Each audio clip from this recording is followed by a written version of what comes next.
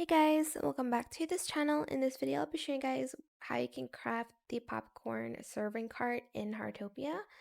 So basically, you're just going to go to your house and go to like your working bench, works on any working bench.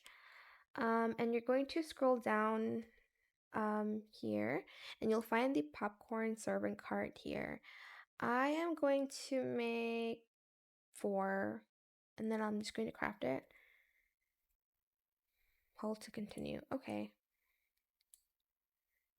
And basically it's for, I think, cooking the like festival food items. And yeah, it's just going to be at your workbench. I'm just going to put it out so you guys can see what it looks like. If I can, if I can find it. Did I miss it? Oh, here it is. Place. Let's place it here. And then you can cook the like festival food items. We have the popcorns, chips. I do need to grow some potatoes. And yeah, there's more. I need the items for it though, which I don't have yet.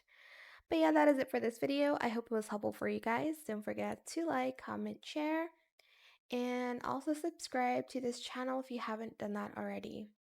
If you have any more questions about this video, just leave it in the comment section down below. I will try my best to answer them all for you guys.